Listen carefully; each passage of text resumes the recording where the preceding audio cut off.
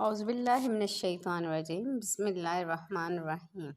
پیارے بچوں، آج میں آپ کو حضرت ابراہیم علیہ السلام اور ایک مجوسی کا واقعہ سناؤں گی۔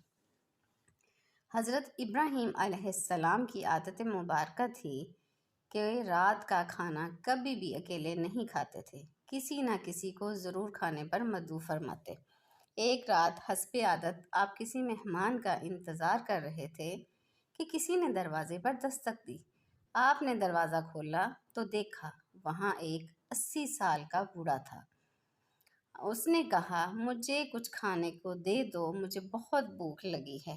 حضرت ابراہیم علیہ السلام خوش ہو گئے اور فرمایا، مرحبا مرحبا، آپ ہاتھ دھو لیں، اور اس کے سامنے کھانا رکھا اور کہا، بسم اللہ کیجیے۔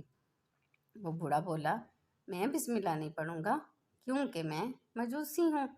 حضرت ابراہیم علیہ السلام نے غصے میں آ کر کہا، کھڑے ہو جاؤ، مجوسی کے ساتھ میں کھانا پسند نہیں کرتا۔ وہ بوڑھا چلا گیا اور پھر پلک جھپکتے ہی حضرت جبرائیل علیہ السلام آئے اور بولے، اللہ نے فرمایا ہے، اے ابراہیم علیہ السلام، منکر تو وہ میرا ہے، میں نے تو 80 سال میں کبھی بھی اس کا رزق نہیں روکا۔ 80 سال سے وہ میری نافرمانی کر رہا ہے، مجھے نہیں مانتا، مجھ پر ایمان نہیں لایا، لیکن اس کے باوجود میں نے اس کو ایک دن بھی بھوکا نہیں سلایا۔ حضرت ابراہیم علیہ السلام یہ سنتے ہی اس مجوسی کے پیچھے دوڑے۔ وہ بھی تھوڑی دور ہی گیا تھا، وہ حضرت ابراہیم علیہ السلام کو ملا تو آپ نے کہا، مجھے معاف فرما دو اور میرے ساتھ چل کر کھانا کھا لو۔ آپ صلی اللہ علیہ وسلم، کیونکہ آپ کی وجہ سے اللہ تعالیٰ مجھ سے سخت ناراض ہو گیا ہے۔ مجوسی بولا، کون اللہ؟ آپ نے فرمایا، وہ ذات جس نے ساری کائنات کو پیدا کیا ہے۔ اللہ وہ ہے جس نے ہر شے کو تخلیق کیا ہے اور خوبصورت شکل میں ڈھالا ہے۔ اللہ وہ ہے جو تمام مخلوقات کو رزق دیتا ہے، جس نے تجھے اور مجھے زندہ رکھے ہوئے ہے۔